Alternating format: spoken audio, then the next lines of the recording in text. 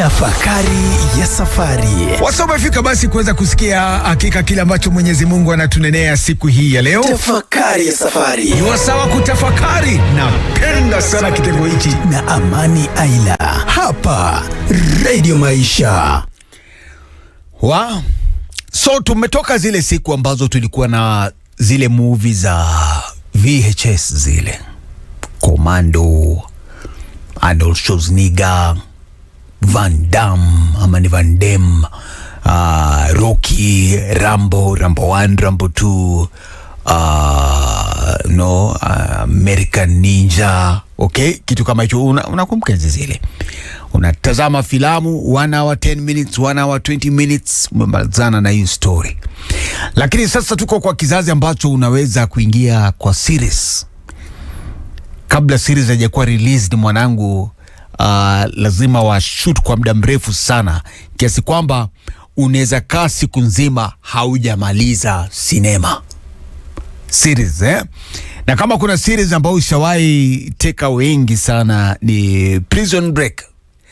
Prison Break ambayo unatazama, unataka kujua what next, kukaendaji, walifanikiwa kutoroka, ikawaje, yani atashikwa huyu anaenda kushikwa, amepochoka sijui. Yani unafuata movie hivi mwanangu, umeanza kuwatch movie saa 2 asubuhi, saa 3, imefika saa 5, imefika saa 6 mchana, imefika saa 10 jioni, haujatoka kwa movie.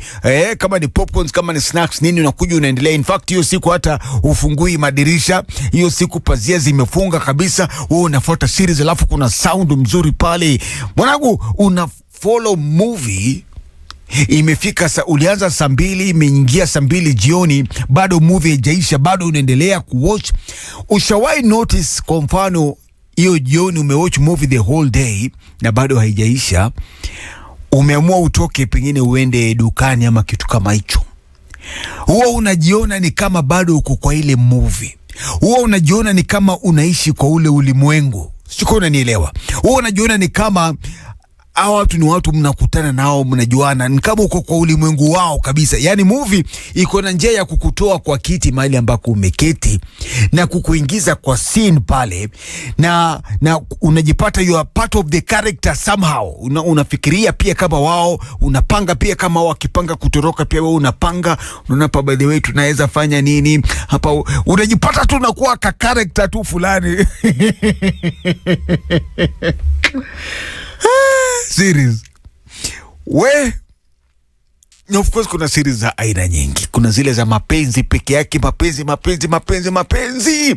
Ukitoka pale unajisikia la vidavi kweli, unajisikia wapenda kweli, unajisikia yani ushikiki mwanangu, si ndio? Series wewe inakutoa kwa kiti, hapo inakuweka kwa hiyo scene na unaishi kwa huo ulimwengu. Na kila mara ukitoka unasikia ni kama bado unaendelea kuishi katika ulimwengu wa hiyo series ambao umekuwa ukitazama, si ndio? Unajua jana tumekuwa tukiangalia Matendo ya Mitume. Nakumbuka Matendo ya Mitume pale 2. Na tukaona kwamba namna baada ya Yesu kutoka ama kuondoka na Roho Mtakatifu kuajia wale wafuasi wa Yesu, tunaona kwamba waliendelea kukaa pamoja, waliendelea kuabudu pamoja, kuomba pamoja, kula pamoja. Kulikuwa na love, kulikuwa na ambience ya upendo, wajua kujaliana, kushughulikiana. Kama uko na issue, mbona nisiuze kitu ambacho ninacho ili tukutane na mahitaji yako? So pale Matendo ya Mitume 2 inatupatia taswira ya kanisa, the immediate church baada ya Kristo kuondoka. Inatupatia taswira kamili. Walimtukuza Mungu, wakapendwa na watu wote, na kila siku Bwana waongezea idadi ya watu walikuwa wakiokolewa. Kulikuwa na upendo mwingi, na huo upendo pia ukawa unawavutia watu tena sana, na watu wakaendelea kuokoka na kuokoka na kuokoka. Sasa ukiangalia yale mandhari ambayo kina Petero wako, kina Yohana wako pamoja na wanafunzi wengine, ukienda hapa katika Matendo ya Mitume 3 pale, niruhusu kusoma kuanzia pale moja, kwamba siku moja saa 9 alasiri Petro na Yohana walikuwa wakienda hekaluni wakati wa sala. Wakati huo watu walikuwa wanambeba mtu mmoja kiwete tangu kuzaliwa. Watu wao walikuwa wakimweka huyo mtu kila siku kwenye mlango wa hekalu uitwao Mlango Mzuri, ili aombe chochote kwa wale waliokuwa wakiingia hekaluni. Alipowaona Petro na Yohana wakiingia hekaluni, aliwaomba wampe chochote. Petro na Yohana wakamkodolea macho, naye Petro akamwambia, tutazame. Naye akawageukia akitazamia kupata kitu kutoka kwao. Kisha Petro akamwambia, sina fedha wala dhahabu, lakini kile ninacho nitakupa. Kwa jina la Yesu Kristo wa Nazareti, tembea. Alafu akamshika mkono wa kulia akamuinua. Papo hapo miguu na magoti yake yakapata nguvu, akaruka, akasimama na kuanza kutembea. Wow. Mara nyingi tunaangalia huo uponyaji, lakini leo niruhusu kuangalia background ya Petro na Yohana. Petro na Yohana ni watu ambao wametembea na Yesu Kristo, wamekuwa katika uwepo wa Yesu Kristo, wamesikia mafundisho ya Yesu, wameona miujiza ya Yesu, wanamjua Yesu, wamekuwa kwenye mashua pamoja, wamekuwa hekaluni pamoja, wameona Yesu. Yani Petro na Yohana wamekuwa katika uwepo wa Bwana kabla hata kukutana na huyu Bwana. Tayari walikuwa wametoka katika mandhari ambayo kuna upendo, washirika wanakaa pamoja, wanaomba pamoja, wanaabudu pamoja, kuna upendo, kuna mandhari ya upendo, kupendana, kujaliana. So by the time wanakutana na huyu mtu ambaye anahitaji uponyaji, kile ambacho kimejaa katika Petro ni uwepo wa Mungu. Kile ambacho kimejaa katika Petro ni Roho Mtakatifu, ni upendo, okay? Ni upendo, ni ujasiri. Wamekuwa katika uwepo wa Bwana na ushirika mkubwa, okay? So kile ambacho kinaweza kutoka kwake si pesa. Hakuwa ametoka kwenye benki, hakuwa ametoka kwenye biashara ya kutafuta chapaa. So hata huyu jamaa akiomba pesa pale mlangoni, wao walikuwa wametoka katika uwepo wa Mungu. Okay? Background yao ni ya uwepo wa Mungu, wanatembea katika uwepo wa Mungu. What they can give ni kile ambacho Mungu anataka huyu jamaa apokee. Na kwa sababu hiyo, kina Petro na Yohana hawakumpa fedha, walimtendea muujiza, walimponya. Na unaangalia hivi unajiuliza,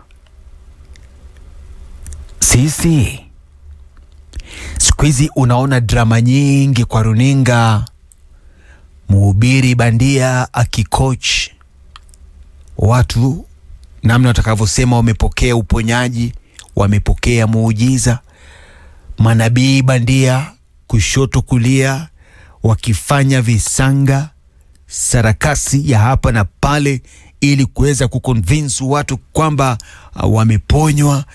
Unaona drama nyingi sana, mpaka siku hizi imani ya wengi imeshuka, ni kana kwamba miujiza haitembei tena, miujiza haitendeki tena. Na kuna hata baadhi ya Wakristo wameamini kwamba siku hizi hakuna muujiza wowote, pasipo kujua kwamba huu muujiza unatoka katika mandhari ya namna fulani.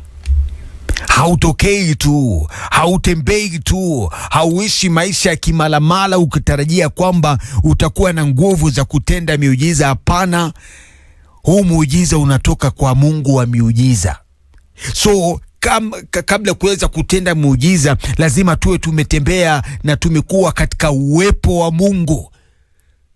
Kwa nini nakuambia hivi? By the way, kwa sababu Yakobo 3 tunakumbushwa kwamba chemi moja yaweza kutoa maji matamu na maji machungu pamoja? Ndugu zangu, mtini waweza kuzaa zeituni, au mzabibu waweza kuzaa tini? Chemichemi ya maji ya chumvi haiwezi kutoa maji matamu. Wewe uko katika chemichemi ipi? Petro na Yohana walikuwa katika chemichemi ya Roho Mtakatifu.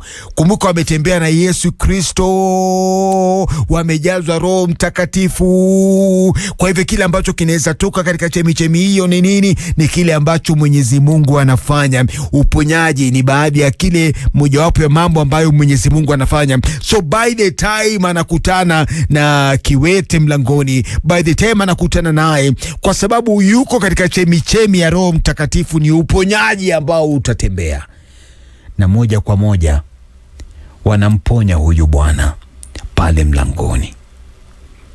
Kwa kuwa Mungu wetu ni Mungu wa muujiza na tuko naye, inakuwa rahisi sana Mwenyezi Mungu kukutumia kuweza kufanya miujiza, kuweza kuombea watu wakapona.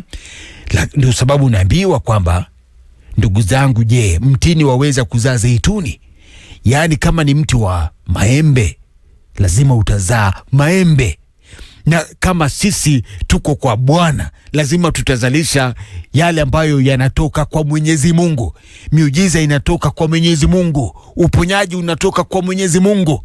Unajua, unanikumbusha Yohana 15 tukiambiwa kwamba mimi ni mzabibu wa kweli na Baba yangu ndiye mkulima. Kila tawi ndani yangu lisilozaa matunda yeye huliondoa, na kila tawi lizaalo hulisafisha lipate kuzaa zaidi. Nyinyi mmekwisha kuwa safi kwa sababu ya ule ujumbe niliowaambieni. Kaeni ndani yangu nami nikae ndani yenu. Kama vile tawi haliwezi peke yake kuzaa matunda lisipobaki katika mzabibu, hali kadhalika nanyi hamwezi kuzaa matunda msipokaa ndani ya Mungu. Mimi ni mzabibu nanyi ni matawi. Akae ndani yangu nami nikiwa ndani yake, huyo huzaa matunda mengi, maana bila mimi hamwezi kufanya chochote. Sikiza na upige mstari hapa, maana bila mimi hamwezi kufanya chochote. Mtu yeyote asipokaa ndani yangu hutupwa nje kama tawi litupwalo nje hata likakauka. Watu huliokota tawi la namna hiyo na kulitupa motoni liungue. Mkikaa ndani yangu na maneno yangu yakikaa ndani yenu, basi ombeni chochote mtakacho nanyi mtapewa. Tukikaa ndani ya Mwenyezi Mungu tutaomba chochote. Unaona, ndio sababu wengi tunatembea na hatuna ujasiri hata wa kuombea watu wapone. Hatuna ujasiri hata wa kufanya miujiza. Hatuna ujasiri kwa sababu mguu mmoja unataka uwe kwa Bwana, mguu mmoja unataka kuwa nje. Mkono mmoja unataka uwe kwa Bwana, mkono mmoja unataka uwe nje. Katika mandhari hayo kuzaa matunda inakuwa ngumu. Lakini kama tunataka kutumika na kufanya kazi ya Mungu, lazima tuwe katika uwepo wa Bwana, tutafakari neno lake, tufunge, tuombe. Mandhari yawe ni ya upendo, mandhari yawe ni ya umoja. Wacha kanisa liwe kanisa, wacha Kristo awe Bwana, wacha Roho Mtakatifu awe msaidizi wetu. Vile tu nimekuambia kuhusiana na series, ukiwatch series, ukitoka kwa hiyo series pengine unaenda kufanya kitu, unasikia kana kwamba unaendelea kuishi katika huo ulimwengu wa kile ambacho kiko kwenye hiyo series. Vile vile tukiwa katika Bwana siku zote, ukitoka hata wewe unapata ujasiri wa kuombea kiwete atembee, kuombea mtu anapokea uponyaji, kutenda muujiza, kwa sababu tuko ndani ya Bwana naye yuko ndani yetu. Leo ni changamoto kwetu. Tunatembea katika uwepo wa Bwana ama tuko kote kote? Nauliza, chemichemi yetu ni ipi? Kama ni Mungu, tutatumika pakubwa. Kama unachanganya hiyo haiwezi make. Amen.